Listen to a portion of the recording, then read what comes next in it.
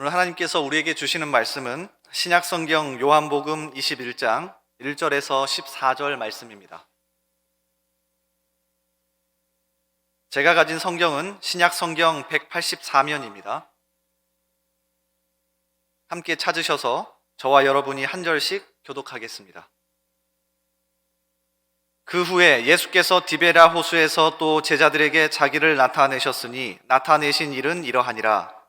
시몬 베드로와 디두모라 하는 도마와 갈릴리 가나 사람 나다나엘과 세베대의 아들들과 또 다른 제자들이 둘이 함께 있더니 시몬 베드로가 나는 물고기 잡으러 가노라 하니 그들이 우리도 함께 가겠다 하고 나가서 배에 올랐으나 그날 밤에 아무것도 잡지 못하였더니 날이 새어갈 때에 예수께서 바닷가에 서셨으나 제자들이 예수이신 줄 알지 못하는지라.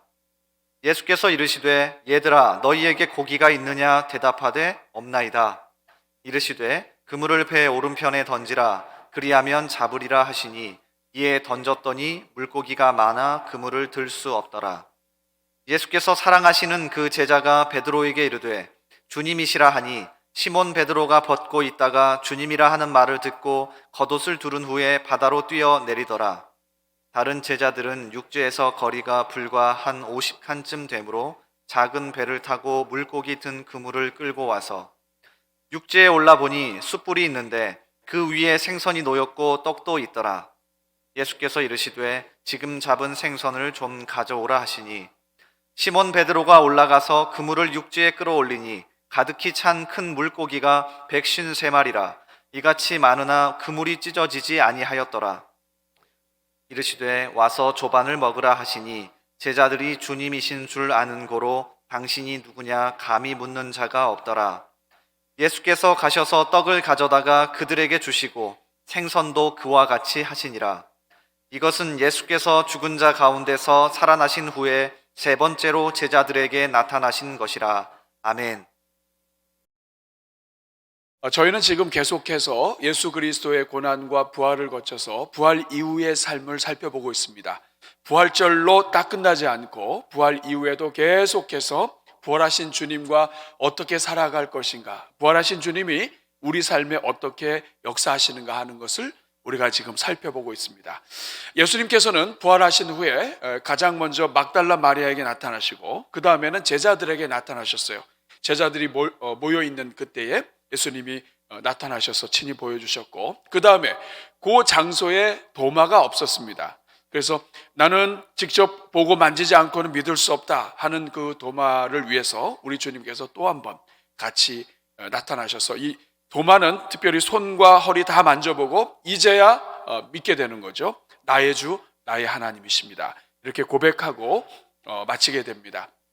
이래서 제자들은 예수님이 부활하신 것에 대해서는 이제 확실히 알게 됐고 오늘이 제자들에게 나타나신 것으로는 세 번째 나타나신 건데 이 예수님이 부활하신 모습을 이제 장소가 바뀌었습니다. 예수님께서는 고난받기 전에도 내가 너희보다 먼저 갈릴리로 가리라 말씀하셨고 또 천사를 통해서도 갈릴리로 갈 것이라고 말씀하셨는데 오늘 배경이 갈릴리예요. 1절 말씀 보겠습니다. 1절 말씀을 보니까 그 후에 예수께서 디베랴 호수에서 또 제자들에게 나타나셨다고 이야기합니다. 나타나셨다, 이것은 능동적으로 우리 주님께서 보여주신 것이에요. 그런데 여기 보면 이 디베랴 호수라고 나와 있습니다. 성경을 읽으시다가 디베랴 호수는 갈릴리 바다의 다른 말이에요. 갈릴리 바다, 디베랴 호수, 게네사렛 호수 다 같은 것입니다. 단 어느 지역의 옆에 있는 호수냐라고 지역을 중심으로 볼 때 같은 장소지만 이름이 다른 거예요. 일반적으로 우리는 갈릴리 바다라고 이야기합니다. 호수긴 호수지만 워낙에 큰 호수이기 때문에 갈릴리 바다, 광풍이 불기도 하고 그리고 파도도 높게 이는 그러한 이 바다라고 우리가 표현을 합니다. 자, 이 바다에 이제 갈릴리 지역에 제자들이 모였는데 7명의 제자들이 지금 함께 모였습니다. 2절에 보니까 7명이 함께 모였는데 베드로가 있고 또 도마가 있습니다. 도마는 앞에 디두모라 하는 도마라고 붙었는데 디두모라고 하는 말은 쌍둥이라고 하는 말이에요. 그래서 안나스인가? 도마에 쌍둥이 여동생이 있다고 그래요. 근데 어쨌든 성경에는 나오진 않고 시몬 베드로, 그다음에 쌍둥이라고 불리는 도마, 그리고 갈릴리 가나 사람 나다나엘은 바돌로메라고도 불리는 제자입니다. 그리고 세베대의 아들들은 야고보와 요한이죠. 그리고 다른 제자 둘이 함께 있는데 이 다른 제자들을 학자들은 안드레와 빌립일 것이라고 추측을 합니다. 공통적인 점은 이 7명은 전부 다 갈릴리 출신이에요. 어부 출신의 갈릴리에서 자라서 고기 잡는 것과 이 모든 것에 익숙한 사람들인데 어떻게 모이다 보니까 갈릴리 사람들, 제자들 중에서 이 갈릴리를 연고로 둔 사람들이 같이 이동한 것 같아요. 예수님이 갈릴리에서 보자 했더니 같이 움직였다고 생각이 됩니다. 그런데 이 갈릴리 동문회를 한 거죠. 같이 모여서 이렇게 하는 중에 갑자기 느닷없이 3절에 베드로가 제안을 합니다. 시몬 베드로가 나는 물고기 잡으러 가노라. 여러분, 이 물고기 잡으러 간다고 지금 얘기를 하고 있는데 사실 굉장히 엉뚱한 일이에요. 베드로는 성경 읽다 보면 참 엉뚱한 일을 많이 합니다. 베드로 사도가 지금 예수님 부활하셨어요. 그리고 모든 사람들이 지금 예수님이 죽었느냐 살았느냐 부활하셨느냐 이 모든 것이 헷갈리는 때입니다. 그러면 지금 이 순간은 고기 잡으러 갈 때가 아니라 지금은 갈릴리로 와가지고 갈릴리에 있는 여러 자기 일가들 친척들에서 예수님 사셨다고 하는 것을 이야기하고 다녀야 되는 때예요. 그런데 지금 그렇게 이야기하고 다녀야 될 때 지금 고기를 잡겠다 그런 거예요. 더 웃긴 것은 다른 제자들이 옆에 있다가 우리도 고기 잡으러 가겠다 해서 같이 가는 거예요. 여러분 참 이 제자들의 모습이 지금 이런 모습입니다. 근데 더 재미있는 것은 이렇게 제자들이 자기가 무엇을 해야 할지 모르고 고기 잡으러 간 이 상황에 예수님께서 제자들에게 나타나시고 또 제자들에게 고기도 잡게 해주시고 그리고 제자들에게 먹을 것도 주셨다는 거예요. 우리 사랑하는 여러분, 제자들이 왜 고기를 잡으러 갔을까요? 물론 그동안에 스트레스 많이 받아서 그럴 수도 있어요. 베드로 특히 여러분 베드로가 얼마나 예수님 때문에 스트레스를 많이 받았어요. 다른 사람은 다 떠나도 나는 절대로 주님 버리지 않겠다고 했다가 3번 예수님 부인하고 거의 폐인되다시피 아마 그랬을 겁니다. 스트레스 너무 받고 예수님 절대로 죽으시면 안 되는데 예수님 막 죽으신다 그러고 십자가에 고난 받으신다 그러고 절대로 그러시면 안 된다고 했는데 결국 고난 받으시고 다 도망가고 그동안에 제자들이 경험한 스트레스는 말로 할 수 없어요. 스트레스 풀기 위해서 고기 잡으러 갔나요? 도대체 하나님은 성경에 부활하신 주님을 목격한 제자들이 왜 고기 잡으러 간 부분을 기록해 놓으셨을까요? 그리고 그 고기 잡으러 간 엉뚱한 이 제자들의 반응에 예수님께서는 또 가셔서 또 이렇게 고기도 잡게 해주시고 또 만나주시고 먹을 것도 주시고 또 조반도 주세요. 아침도 주세요. 도대체 이것을 통해서 우리 하나님이 우리에게 오늘 말씀하시고자 하는 게 무엇입니까? 저는 오늘 이것을 여러분들과 함께 나누려고 그래요. 첫 번째로 부활이 없으면 부활을 목격해도 사명이 없으면 방황한다는 거예요.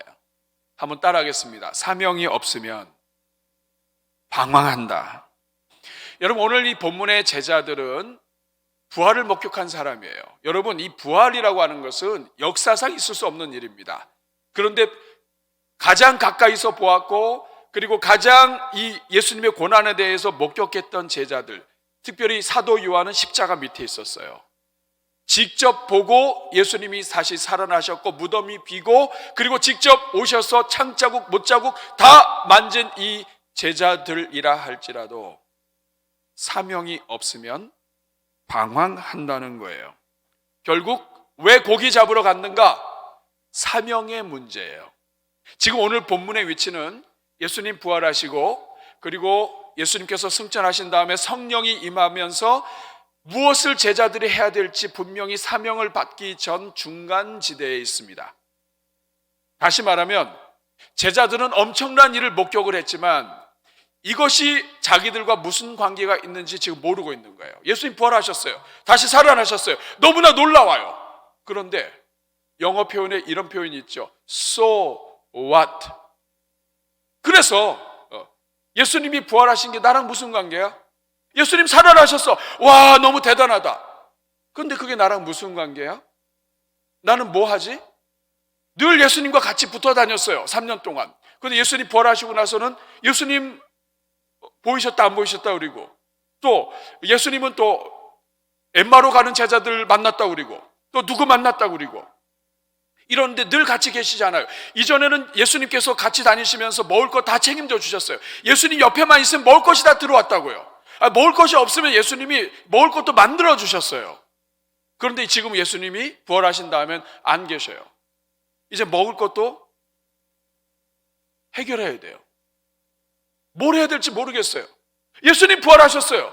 근데 모르겠어요. 여러분, 이 모습이요, 오늘 우리와도 똑같습니다. 우리가 교회를 다니고 하나님 살아계신 거 알아요. 하나님 계신 것 같아요. 그리고 예수님 믿고 구원받는 거 알아요. 근데 어떻게 살아야 되는지 모르겠어요. 수양회 가서 은혜 받았어요. 특세하면서 은혜 받았어요. 근데 어떻게 살아야 할지 모르겠어요. 교회를 다니면서 우리 젊은이들도 마찬가지입니다. 우리 젊은이들이 방황하는 이유는 하나님을 몰라서가 아니에요. 하나님 믿어요. 하나님 살아계세요. 그 하나님이 나를 도우세요. 근데 그 하나님과 내 삶과 내 직업과 내 가정이 어떻게 연관되는지 모르겠어요. 예수님 부활하셨어요.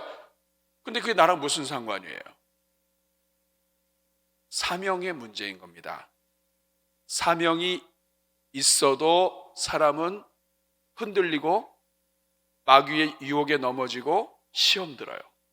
사명이 없으면 굉장히 많이 방황합니다. 여러분, 우리 자녀들이 군대 다녀오고 학교 졸업하고 하면서 무엇을 해야 될지 모르고 하게 되면요, 여러분, 자녀들이 방황합니다. 뭘 해야 될지 모르면 이것도 저것도 고민하는데 이 감당이 안 돼요.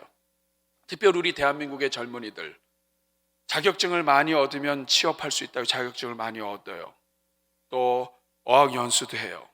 이것저것 다 준비했어요. 그런데도 길이 열리지 않고 답답하고 국가 상태가 이렇고 코로나로 인해서 기업체가 사람 뽑지 않고 그러면 방황하는 거예요.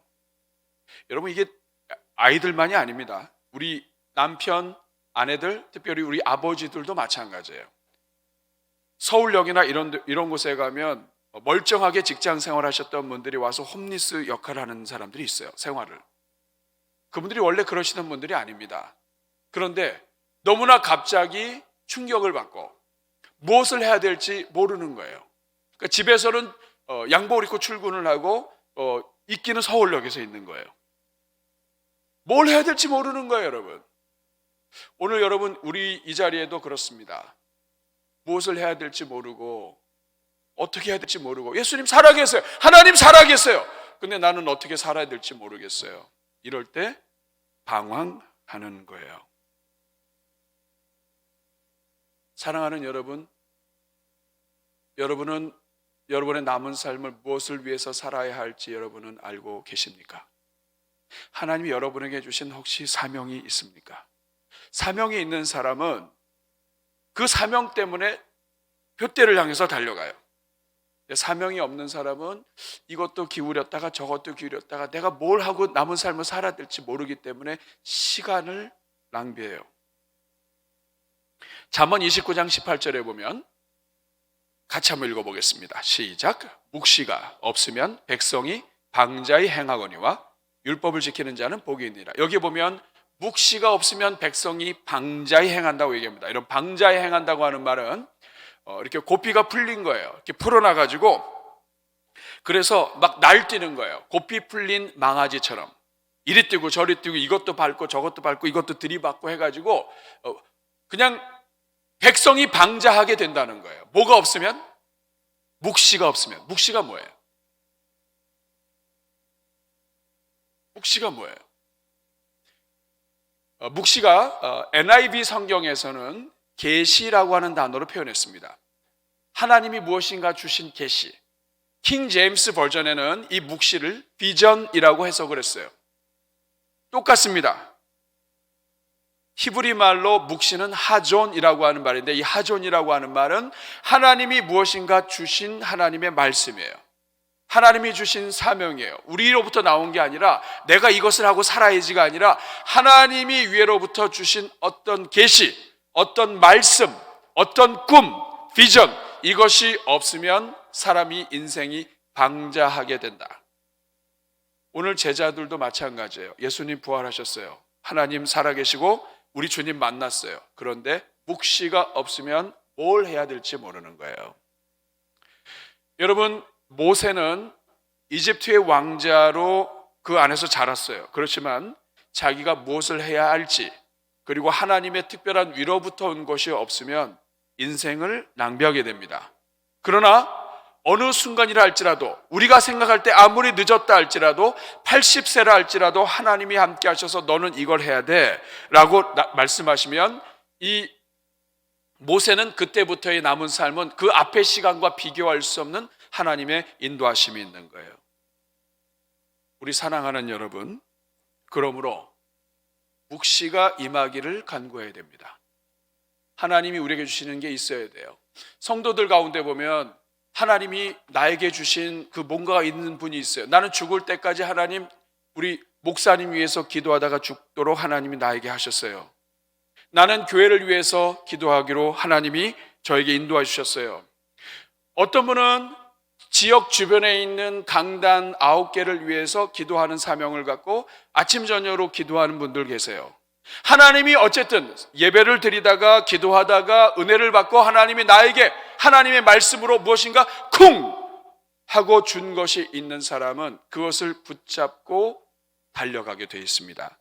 그리고 그것이 사명이 있는 사람은 하나님께서 사명 끝날 때까지 하나님께서 책임져 주세요.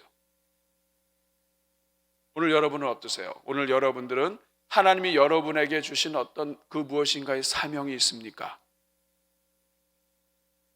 여러분, 그렇다면 하나님 앞에 구해야 돼요. 여러분이 꿈과 묵시, 비전, 계시, 이것은 나이와 관계가 없습니다. 묵시가 있는 사람은 인생이 표대를 향해서 가고, 그렇지 않는 사람은 이걸 해도 저걸 해도 왔다 갔다 하기 때문에 인생이 방황하게 돼요. 교회도 마찬가지입니다. 하나님은 교회에 묵시를 주세요. 그리고 교회가 무엇을 해야 할 것인가를 주세요. 특별히 담임 목회자를 통해서 하나님이 필요한 것을 주세요. 하나님께서 오늘 이 시대를 바라보고 하나님이 우리 교회를 통해서 해야 될 일들을 하나님이 주신다고요. 저 우리 장로님들 대표 기도하시고 할 때마다 우리 교회의 사명을 위해서 기도하시고 너무 감사해요. 같은 사명과 같은 목적을 가지고 기도하고 달려가다 보면 하나님이 만들어 주시는 거예요. 우리 사랑하는 여러분, 저는 오늘 이 자리에 하나님의 묵시가 임하기를 주님의 이름으로 축복합니다. 하나님께서 여러분 말씀 읽고 기도하고 예배 드릴 때 하나님의 여러분의 심장에 쿵 하고 하나님이 무엇인가를 주시기를 바라요. 사랑하는 아들아, 사랑하는 딸아, 내가 너를 사랑하노라. 성경 구절 하나의 은혜 받고 하나님이 나에게 찾아오신 그 구절이 있고 그 하나님이 나에게 말씀하신 그것이 있는 사람은요, 그게 오래오래 갑니다. 그게 평생을 이끄는 거예요. 저는 여러분의 자녀의 삶에 하나님이 임하시기를 바라요. 방황 중에 있는 자녀들, 무엇을 해야 될지 몰라서 고통 중에 있는 자녀들, 여러분의 남편과 아내들, 인생이 갑자기 찾아온 아픔 때문에, 질병 때문에 어떻게 해야 될지 모르는 영혼들, 우리 주님께서 찾아가 주시고 말씀해 주시기를 축복합니다. 사명의 문제예요. 저는 우리 모든 성도들이 이번 4월 달에 하나님의 특별하게 부어주시는 사명으로 가슴 벅차게 되기를 주님의 이름으로 축복합니다. 두 번째로 오늘 본문을 통해서 우리 하나님이 주시고자 하는 메시지는, 제자들이 갑자기 고기 잡으러 간 것은 사명 문제였고, 우리 주님께서는, 부활의 주님은 사명이 없는 인생들에게 찾아오시는 주님이시라는 거예요. 어떤 사명이 없는 인생도 우리 주님은 찾아오신다. 오늘 보면 3절 보십시오. 3절에 보면 베드로가 고기 잡으러 간다고 하니까 다들 고기 잡겠다고 따라옵니다. 그런데 그날 밤에 안타깝게도 아무것도 잡지 못해요. 베드로 따라가서 잘 되는 경우는 거의 없습니다. 아무것도 못 잡았어요. 여러분이 아무것도 못 잡은 것은 사명이 없이 흔들리는 사람의 공통적인 특징이에요. 빈 그물, 밤새도록 그물질했지만 빈 그물이에요. 그러니까 이것도 해보고 저것도 해보고 막 하지만은 하나님 안에서 무엇인가 쿵 이렇게 줄기가 없다 보니까 누가 얘기하면 흔들리는 거예요. 누가 여기서 얘기하면 일리 흔들리고, 여기서 얘기하면 이렇게 흔들리고, 그렇게 하다가 왔다 갔다 하다가 시간은 쓰지만은 안 되는 거예요. 그런데 놀라운 것은 이렇게 밤새도록 고기 잡고 주신 사명 해야 될 일 잘 알지 못하고 고기 잡으러 간 이 제자들에게 주님이 임하신다는 거예요. 4절 말씀 보세요. 날이 새어갈 때 예수께서 바닷가에 서셨으니. 근데 제자들이 예수님이신 것을 알지 못했어요. 날이 새어갈 때 이 말은 뭐냐 하면 이제 날이 열명이 밝고 그리고 이제 조금씩 윤곽이 드러나고 호숫가 바닷가이기 때문에 안개도 있을 것이겠지만 이제는 대충 저쪽 육지 쪽에 사람이 서 있는 게 식별될 정도를 얘기하는 거예요. 근데 그때 예수님이 서 계셨어요. 여러분, 예수님은 그때 딱 오셨을까요? 그건 아니죠. 나중에 성경 읽다 보면 아시겠지만 예수님은 그 전에 오시고 제자들이 밤새 고기 잡는 것을 다 보신 것 같아요. 우리 사랑하는 여러분, 우리 주님은 방황하는 인생들에게 찾아오시는 분이십니다. 왜 찾아오십니까? 인생의 사명이 없으면 부활을 경험해도 방황할 수 있다는 것을 아시기 때문에 그래요.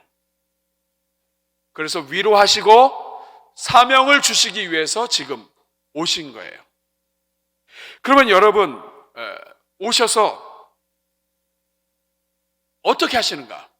우리 주님 이렇게 오셔서 어떤 일을 하시는가? 이것이 오늘 우리가 함께 볼 내용이에요. 여러분, 예수님이 부활하셨다고 하는 것은 예수님께서는 시간과 공간을 초월해서 언제든지 나타나시고 임하신다는 것을 의미합니다. 예수님의 부활에 대해서는 알지만 부활 이후에 대해서는 잘 모르시는 분들이 많아요. 예수님이 부활하시기 전에는 제자들과 늘 함께 있었기 때문에 제자들과 함께 나타나셨어요. 그런데 예수님이 부활하신 다음에는 어떤 특징이 일어나냐 하면 동시다발적으로 장소를 떠나서 우리 주님이 임하세요. 막달라 마리아에게 임하세요. 제자들에게 임하세요. 제자들이 모여 있을 때 임하세요. 그리고 엠마오로 가는 제자들에게 나타나세요. 그리고 오늘 본문에 고기 잡는 제자들한테 나타났어요. 예수님은, 부활하신 예수님은 부활하셨다는 것의 의미가 뭐냐면 이제는 다시 살아나셨기 때문에, 그리고 하늘의 승천으로 하늘 올라가시고 그리고 모든 만유의 주 생사 화복을 주관하시는 분으로 되셨기 때문에 이제는 언제든지 나타나시는 거예요. 제자들이 아무것도 없고 밤새 고통스럽게 고난 중에 있고 헛수고하는 그때, 인생을 방황하는 그때 나타나시는 거예요. 오늘도 마찬가지예요. 예수님이 부활하셨다. 이것은 예수님께서 여러분들의 삶에 나타나시는 것을 의미합니다. 여러분 방황하고 있는 여러분의 자녀들의 삶에 나타나시는 것을 이야기하는 거예요. 그러므로 여러분 이번 한 주 동안에 저를 한번 따라해 주시기 바랍니다. 주여, 부활하신 주님, 우리 삶에 임하여 주옵소서. 여러분이 고난 중에 있을 때, 아플 때, 마음 상할 때 여러분이 누구를 찾으시면 되냐면 부활의 주님을 찾으시면 돼요. 왜냐하면 부활하신 주님은 방황하는 사람들, 상한 심령들 가운데 찾아가 주시는 우리 주님이기 때문에 그렇습니다. 그러면 여러분 이렇게 찾아오셔서 뭘 하실까요? 저 같으면요, 제자들 보면서 바로 그럴 거예요. 멀리 있어도 화가 나잖아요. 아니 예수님 부활하셨는데 거기서 고기 잡고 있어요. 멀리 쳐다보고 얘기할 거예요. 너희들 거기서 뭐하냐? 예수님이 부활하셨는데 너 여기서 뭐하냐? 고기 밤새 잡아봐라. 고기 잡을 수가 있나? 아마 제가 이랬을 것 같아요. 근데 우리 주님이 안 그러세요. 우리 주님이 가장 먼저 뭐라고 말씀하시는가 한번 보세요. 우리 5절 말씀 볼까요? 같이 읽습니다. 시작. 예수께서 이르시되 얘들아 너희에게 고기가 있느냐? 대답하되. 자, 가장 먼저 뭐라고 부르세요? 얘들아. 예수님이 지금 얘들아 이렇게 부르시는 거예요. 여러분 여기서 이 얘들아 이것은 파이디온, 파이디아, 아이들을 부를 때 사용하는 거예요. 친숙한 제자들, 친숙한 자녀들을 부를 때 사용하는 말이에요.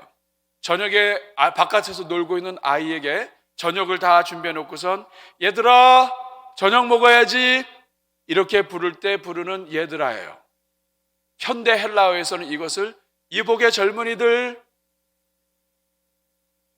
분명한 사실은 이 안에는 하나님의 사랑, 예수님의 사랑이 담겨 있는 거예요. 여러분, 방황하고 있습니다. 복음 전하지 않고 예수님 부활을 증거하지 않고 자기네들 동네 가가지고 증거해야 될 거 아니에요. 그런데 그렇지도 않고 지금 고기 잡고 있는, 주저앉아 있는, 누워 있는, 밤새 잡다가 안 되니까 아마 한두 명 누웠을지도 몰라요. 그런 제자들을 향해서 예수님이 얘들아 말씀하시는 거예요. 우리 사랑하는 여러분, 이것이 우리 주님의 마음이에요. 인생을 방황하고 인생을 낭비하고 또 무엇을 해야 할지 몰라서 갈등하고 있는 영혼들에게 우리 주님이 가장 먼저 부르신 것은 얘들아예요. 그리고 나서 하신 말씀이 뭐냐면 얘들아 이게 뭐니? 이게 아니에요. 얘들아 그 다음에 너희에게 고기가 있느냐? 지금 현재 하고 있는 그 일에 관심을 가지세요. 너희에게 고기가 있느냐? 고기 좀 잡았니? 얘들아 고기 좀 잡았어? 못 잡았다고 얘기하니까 우리 주님이 그 다음에 말씀하세요. 6절에서 이르되 그물을 배 오른편에 던지라. 그리하면 잡으리라. 제자들이 밤새 못 잡았어요. 오른편에 던지라고 하니까 오른편에 던졌습니다. 그랬더니 고기가 잡혔어요. 우리 주님은 갈등과 방황과 도대체 내 삶에서 일어나고 있는 일들이 이게 뭔지 모르는 이러한 제자들, 예수님께서 그렇게 말씀해 주셨어도 열리지 않고 우둔해 있는 그 제자들에게 가셔서 얘들아 부르시고 그리고 그들의 삶에 관심 가져주시고 고기를 잡게 해 주십니다. 얼마나 잡았을까요? 몇 마리예요? 우리가 너무 잘 알아요. 11절 같이 읽어볼까요? 시작. 시몬 베드로가 올라가서 그물을 육지에 끌어올리니 가득히 찬 물고기가 153마리라. 이같이 많으나 그물이 찢어지지 아니하였더라. 몇 마리예요? 어떤 물고기가 153마리예요? 큰 물고기가 153마리예요. 우리 대한민국 사람들은 어지간하게 그 볼펜을 좀 만져본 사람들은 이 153에 대해서 익숙해요. 왜 그럴까요? 모나미 볼펜 때문에 그래요. 이 모나미 볼펜 끝에 이 153이 써 있단 말이에요. 근데 이게 얼마나 이것이 많이 팔렸는지 지구를 몇 바퀴 돈다고 그래요. 이 볼펜을 쭉 이으면. 그런데 처음에 이 모나미 볼펜 153 볼펜을 도입한 분이 송삼석 회장님이셨는데 이분이 일본에서 만들어진 그 볼펜을 보고 이것을 대한민국에 이것을 도입해서 하느라고 제휴를 맺고 이것을 만든 다음에 이름을 모나미라고 했어요. 그때 회사가 다른 회사였지만 모나미라고 하는 말은 내 친구란 뜻이에요. 그 모나미 했는데 보통 그 유명한 어떤 제품들 보면은 그 모나미 하고서 이렇게 그 이름 있고 그 옆에 숫자가 꼭 있어요. 비행기도 그렇고 항상 숫자가 있단 말이에요. 그래서 그러니까 숫자를 하나 넣었으면 좋겠는데 해서 직원들하고 같이 상의해가지고 숫자 좀 얘기해봐라 그랬더니 이렇게 저렇게 하다가 153이라는 숫자가 나왔어요. 근데 이걸 딱 듣고 나서 이게 어디서 많이 봤어요. 그래서 집에 와서 성경을 확인하다가 이게 물고기를 잡은 것, 그러니까 예수님의 말씀에 순종해서 고기를 잡은 그 숫자가 153이라는 것을 확인하고 그리고 나서 이름을 153이라고 짓습니다. 그리고 나서 나중에 이 회장이 자서전을 펴냈는데 그 자서전에 이렇게 기록을 했어요. 하나님은 내게 153이라는 숫자를 통해서 기업인이 일생을 통해 반드시 지켜야 할 상도를 깨우쳐 주셨다. 하나님의 믿는 성도가 사업을 하고 또 직장인으로서 일할 때에 어떤 상도, 하나님께 의지하고 하나님께 순종하면 막혔던 것도 열린다고 하는 이 나름대로의 간증을 가지고 이 사업을 해서 이것이 이어지게 된 거예요. 지금도 막 153 이렇게 나오죠. 우리 사랑하는 여러분, 저는 방황하던 인생에게 찾아오셔서 153의 은혜를 주신 은혜가 여러분들에게도 임하기를 바랍니다. 153은 아니라 할지라도 여러분 각자에게 주신 숫자가 있을 거예요. 1, 2, 3이든지 3, 4, 5든지 뭐든지 하나님이 여러분들에게 은혜 베풀어 주시기를 축복합니다. 여러분, 이것이 우리 주님의 마음이에요. 빈 배에 밤새도록 방황해서 무엇을 해야 될지 몰라서 했던 이 제자들에게 다가오셔서 실패의 자리, 절망의 자리, 좌절의 자리 속에 하나님이 직접 오셔서, 부활의 주님이 직접 오셔서 그 인생을 열어주시는 거예요. 단지 찾아가시는 것으로 끝내지 않으시고 그 인생을 도와주시고 부활의 주님을 경험하게 인도해 주십니다. 한번 저를 따라해 주시기 바랍니다. 부활의 주님, 갈릴리에서 역사하신 주님, 우리 자녀들 위해, 우리 가정 가운데 임하여 주옵소서. 이번 한 주 동안에 여러분 가정에 찾아오시는, 또 방황하는 자녀들, 청년들에게 찾아오시는 우리 주님의 은혜가 있기를 바랍니다. 오늘 본문을 통해서 사명이 없으면 방황하고, 그 우리 주님은, 부활의 주님은 사명이 없는 자들에게 찾아가시고, 그리고 오늘 본문에 한 가지 더 있습니다. 세 번째, 부활의 주님은 사명이 없는 인생들을 먹이신다는 거예요. 저는 여기에서 은혜가 참 됩니다. 우리 주님은 사명이 없는 자에게 사명 주시기 위해서 오셨어요. 그래서 사실은 베드로가 나는 고기 잡으러 가노라, 이것을 나중에는 예수님께서 처음부터 이야기하신 것처럼 사람 낚는 어부가 되게 하시기 위해서 오신 거예요. 그리고 나는 고기 잡으러 왔노라 하는 이 말이 나중에 변해서 사람 낚는 어부가 될 것이다 하는 그 말씀 그대로 만들어 주시기 위해서 오셨고, 그렇게 돼요. 그런데 저 같으면 가장 먼저 뭐 한두 개 이렇게 하고 뭐 고기 잡게 해준 다음에 그 다음에 그냥 사명을 얘기하고 이제부터 이거 해야 된다라고 얘기할 것 같은데, 우리 주님은 순서가 그렇지 않아요. 여러분, 성경의 순서는 인생을 방황하는 자들, 상한 자들, 무엇을 해야 할지 모르는 자들, 우리 주님이 찾아오셔서 그들의 필요를 채워주시고 그 다음에 하시는 일이 먹을 걸 주시는 거예요. 여러분, 오늘 보면 7절 보면 예수께서 사랑하시는 그 제자가 베드로에게 이르되 주님이시라 얘기합니다. 여러분, 벌써 느낌이 오죠? 예수님께서 왕년에 임하셨던 방법이에요. 고기 잡았니? 못 잡았어.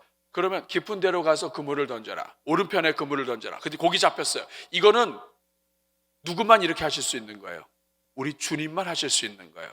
이 사건이 딱 일어나자마자 요한, 베드로 다 정신 딱 차립니다. 이거 주님이다. 그럼 요한이 얘기하는 거예요. 사랑하시는 제자는 요한이에요. 요한이 베드로에게 말합니다. 주님이다. 베드로가요, 자기도 느끼고 있었던 거예요. 그러니까 그 말 듣자마자 베드로가 벗고 있다가 옷 딱 입고 물로 뛰어들어갑니다. 베드로는 참 이 점에 있어서는 하여간 다른 사람이 따라오기 어려워요. 그냥 얼마나 거리가 떨어져 있는가.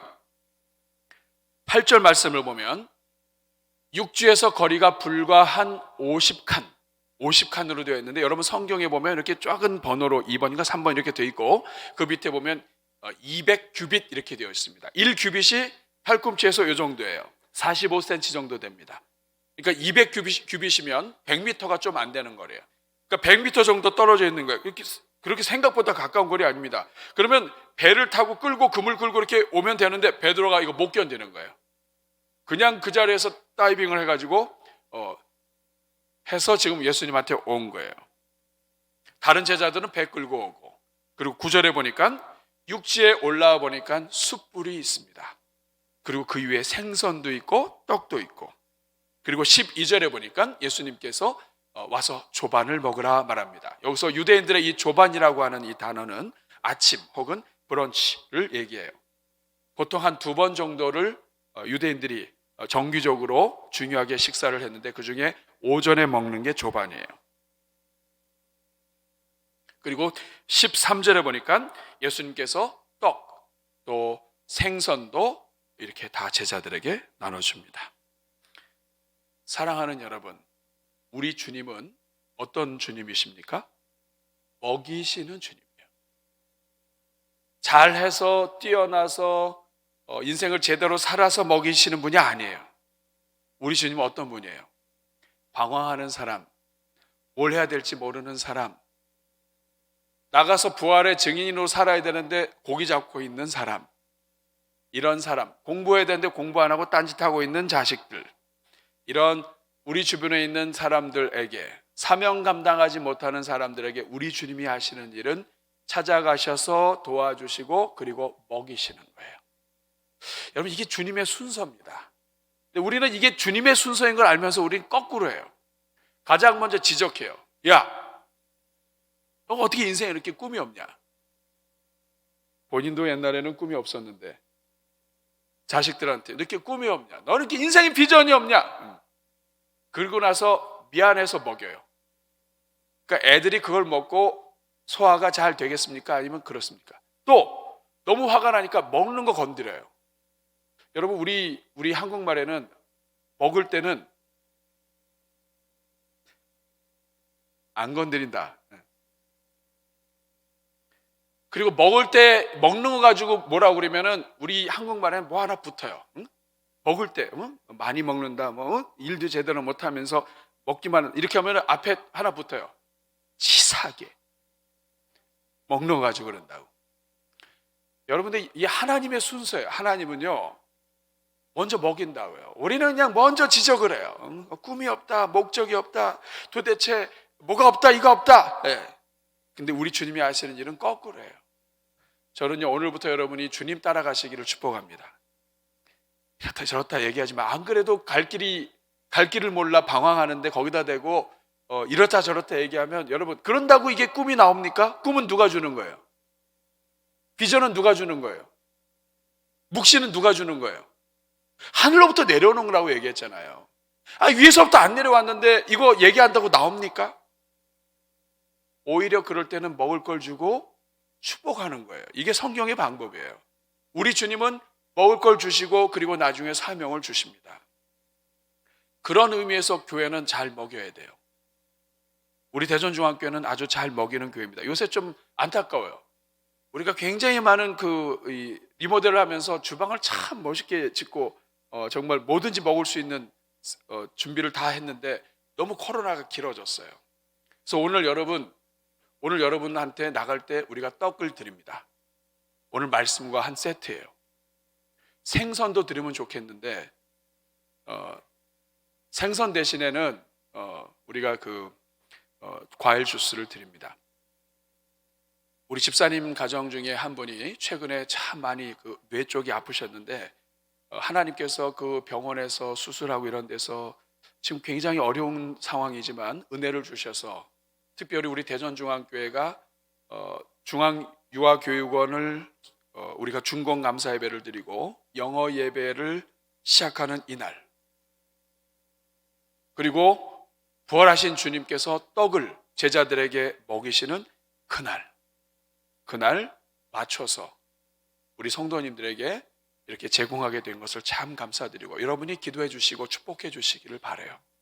그리고 우리 교회 안에 있는 모든 환자들 하나님 일으켜 주시고 살려 주옵소서. 여러분, 이렇게 우리 주님은 그 전에 안 하셨던 일을 하신 거예요. 예수님 십자가 지시고 부활하시기 전에 제자들과 함께 있을 동안에 성경 전체를 보시면 예수님이 아침을 준비하시더라 이 말이 없습니다. 그런데 그것도 부활하신 주님, 영광의 주님, 사망 권세를 깨뜨리신 주님이 지금 아침 준비하고 계세요. 이 말 앞에 우리 모든 교회 지도자들은 식사를 준비해야 돼요. 우리 주님이 이렇게 하시면 우리도 해야 됩니다. 저는 오늘 본문에서 중요한 거 하나만 여러분들과 나누고 말씀을 나누려고 그래요. 마치려고 합니다. 오늘 본문을 잘 보시면 우리 주님께서 아주 중요한 것을 사용하세요. 그것은 뭐냐면 꿈이 없고 방황하고 무엇을 해야 될지 모르는 제자들에게 나타나셔서 고기 잡게 하시고 먹게 하시는 이 모든 과정 속에서 우리 주님은 과거에 우리 주님이 제자들에게 하셨던 은혜를 베푸셨던 그것들이 하나씩 생각나게 하세요. 고기를 잡는데 오른편에 그물을 던져라 해서 고기 잡았어요. 다른 사람 몰라도 베드로 알아요. 자기가 주님 처음 만났던 자리예요. 처음 만났던 그것이 뭐냐면 고기 잡다가 밤새 못 잡았는데 고기 잡는 거예요. 부활하신 주님은 부활하심으로 끝난 줄 알았어요. 예. 이제 부활하신 주님은 다시 오시지 않을 줄 알았어요. 영광의 주님이 자기한테 찾아오지 않으실 줄 알았어요. 3번이나 예수님을 부인했기 때문에 자기는 이제 우리 주님이 아예 말도 안 하실 줄 알았어요. 근데 그 주님이 오셔서 다시 그물을 던지게 하시고, 그리고 처음 만났던 그때가 떠오르게 하시는 거예요. 여러분, 오늘 우리는 다 주님을 만난 경험이 있어요. 여러분은 언제 주님 만났어요? 여러분이 정말 인생 일대에 있어서 정말 가슴 찐하게 주님 만났던 때가 언제예요? 아, 정말 주님 살아계시구나. 예. 우리 하나님은 멀리 계신 분이 아니라 우리 삶 속에서 도우시는 분이시구나. 언제 여러분 경험하셨어요? 우리 주님은 제자들을 회복시키시는데, 사명을 주시는데 말로 먼저 하지 않으시고 과거에 함께 하셨던 은혜가 떠오르게 하시는 거예요. 그 다음에 베드로가 올라왔어요. 가장 먼저 올라왔죠. 올라왔더니 뭐가 있냐면 숯불이 딱 있어요. 베드로는 숯불하면 가슴이 떨려요. 왜냐하면 예수님 십자가에 고난받으시고 잡혀가셨을 때 그 뒤따라가다가 사람들이 모여가지고 그 숯불 떼고 있는 데서 그 옆에서 이렇게 어물쩡거렸다가 너도 갈릴리 사람이지? 너도 예수와 함께 있었지? 이랬다가 예수님 부인하고 도망가기 숯불 앞에서 도망간 거예요. 근데 딱 올라왔더니 숯불이 있어요. 그리고 났더니 숯불에 좀 있다가 우리 주님이 떡도 주시고 물고기도 주세요. 여러분, 떡과 물고기 뭐가 생각이 나요? 오병이어 생각나죠. 아무것도 없는 광야에서 떡과 물고기 가지고 5,000명이 먹고 남은 거, 또 4,000명이 먹고 남은 거, 떡과 물고기로 우리 주님이 보여주세요. 주님을 만났던 그 모든 것들이 다 제자들이 하나씩 하나씩 보게 해주세요. 과거에 역사하셨던 하나님은 부활하신 이후에도 지금 계속해서 역사하시는구나. 우리 주님은 어제도 오늘도 영원토록 함께 하시는구나. 부활하신 주님은 지금도 오히려 부활하셨음에도 불구하고 직접 아침을 준비해 주시는데 과거가 생각나게 하시는 거예요. 여러분, 우리 사명을 회복하기 위해서는 옛날의 자리로 돌아가야 돼요. 그 자리가 어디입니까? 우리가 주님 처음 만난 자리, 내가 주님 만나서 가슴 벅찼던 자리. 여러분, 저도 그런 자리가 있어요. 저는 미국에 잠깐 나가게 되면 반드시 꼭 들리는 데가 있어요. 우리가 잠깐 동안 머물렀던 집이 있어요. 언덕에 있는 집. 그 집 항상 돌아갑니다. 빙빙 돌고. 하나님이 여기서 우리에게 은혜 베푸셨다. 정말 연약한 죄인들, 부족한 연약한 인생을 하나님께서 살려주시고 도우셨고, 하나님이 가장 연약하고 낮을 때 살아계신 하나님이 도와주셨다. 그리고 거기 들린다면 이제 광야길을 갑니다. 매번 똑같아요. 반드시 방문해서 들려요. 광야길을 가면 가장 힘들고 어려웠던 순간에 아무도 없었지만 그러나 살아계신 주님이 광야 속에서, 비가 내리지 않는 그 광야길에서 우리 삶 속에서 나타나시고 도우시는 그 주님의 은혜를 다시 회복합니다. 그리고 그 어려웠을 때 우리를 도와주셨고 같이 기도해 주셨던 분들 축복해요. 그런 시간을 항상 가져요. 그러면 거룩해집니다. 목회자가 되고 또 교회가 많이 성장해서 크고 또 성도들 많고 이런 거 다 하나님 안에서 그 자리에 가면 하나님께서 새롭게 해주세요. 다시 옛날에 하나님밖에 없습니다. 주님이 살아계십니다. 하나님이 저를 세워주셨습니다. 이걸 고백하다 보면 하나님이 다시 회복시켜 주세요. 우리 사랑하는 여러분, 여러분도 마찬가지예요. 이번 한 주 동안 숙제입니다. 여러분, 하나님이 처음 불렀던 자리 어디예요?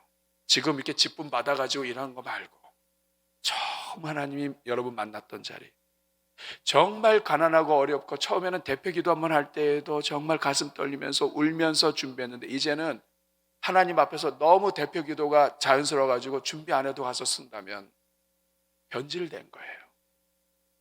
사명이고 뭐고 간에 이미 변질된 거예요.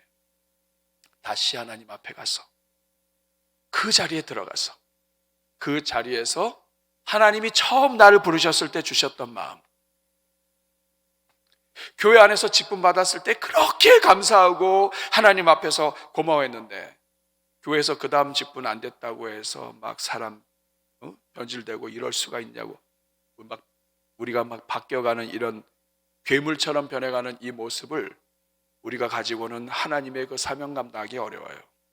다시 다 떼어내고 그 자리로 가서 그 자리에서 다시 주님 앞에 엎드리고 이번 한 주가 그런 한 주가 되길 바랍니다. 하나님이 여러분의 가슴에 불을 주시고 다시 일으켜 주실 거예요. 어떤 방황하는 그러한 자녀들도 하나님은 반드시 일으켜 주세요. 그 하나님을 바라보면서 이번 한 주도 믿음으로 승리하시기를 주님의 이름으로 축복합니다. 이 시간 한번 가슴에 손 얹고 같이 기도할게요. 같이 기도하시면서 하나님, 내가 무엇인데 나 같은 자를 구원해 주셨습니까? 지금도 방황하고 있는 자를 죽이지 않으시고 먹을 것을 주시고 입을 것을 주시며 우리에게 다가오시고 복 내려주시는 우리 주님께 감사합니다. 주님, 우리 교회를 위해서 기도해 주시기 바랍니다. 인생의 방황은 예수님을 만나면 끝이 나고 신앙생활의 방황은 좋은 교회를 만나면 끝이 나요. 하나님, 우리 대전중앙교회 만나는 것을 통해서 신앙생활의 영적 생활의 방황이 끝이 나는 끝내게 하는 교회가 되게 해 주옵소서. 주님, 우리 가족들에게 우리 가정에게 하늘로부터 부어주시는 하나님의 계시와 꿈과 비전을 허락하여 주옵소서. 저의 남은 삶 달려갈 수 있는 하나님의 꿈을 사명을 주시옵소서. 오늘 말씀을 생각하면서 우리 주님 앞에 감사의 기도, 다짐의 기도, 그리고 간구의 기도 올려드릴 때 저를 한번 따라해 주시기 바랍니다. 주여 은혜를 주옵소서. 주여 은혜를 주옵소서. 우리 같이 주여 한번 부르고 기도합니다. 주여, 은혜로우신 아버지 하나님 감사합니다. 주님, 우리가 뭐 시간에 주님께서 우리를 사랑하여 주시고 우리가 뭐 시간에 주님께서 우리를 살려주십니까? 방황한다고 내치지 않으시고 아버지 주님, 사명 감당하지 못한다고 우리를 아버지 쫓지 않으시고 오늘도 우리를 일으켜주시며 먹을 것을 입혀주시며 필요한 것 채워주시며 우리의 삶에 찾아오셔서 얘들아 외치시는 주님, 그 주님의 은혜에 감사를 드립니다. 오늘 아버지 자리에 주님 임하여 주옵소서. 부활의 주님, 우리 성도들의 삶에 임재하여 주옵소서. 방황하는 자녀들 가운데 역사하여 주옵소서. 주님께서 찾아가 주시고 일으켜 주시고 살려주시고 회복시켜 주시옵소서. 그래서 남은 삶 하나님의 영광을 위하여 사명을 향해 온전히 달려가는 주의 종들 다 되게 해 주옵소서. 자비로우신 주님, 오늘 이 자리에 앉은 모든 성도들을 축복합니다. 앉은 자리마다 하늘의 문을 여시고 안수하여 주시며 하나님 일으켜 주옵소서. 우리가 좌절과 절망과 방황 속에 있어도 우리를 내치지 않으시고 우리에게 다가오셔서 사랑하시고 얘들아 이름을 부르시며 먹을 것으로 채워주시는 주님, 우리 성도들 가운데 인생의 극심한 어려움 가운데 있는 성도들 있습니까? 육체의 질병으로 무엇을 해야 될지 모르는 성도들 있습니까? 아버지, 사명이 있는 인생은 죽지 않습니다. 하나님이 맡겨주신 일이 있는 사람은 그 일이 끝나기 전에 죽지 않습니다. 하나님, 주님께서 이 자리에 있는 영혼 한 사람 한 사람 하나님께서 하늘의 소망과 소명으로 채워주셔서 사명 감당하는 그날까지 하나님께서 인생을 책임져 주시옵소서. 사명이 없는 자들에게 사명 주시고 꿈과 비전과 계시가 없는 자들에게는 하나님께서 구할 때에 은혜 베풀어 주옵소서. 예수님의 이름으로 축복하며 기도하옵나이다.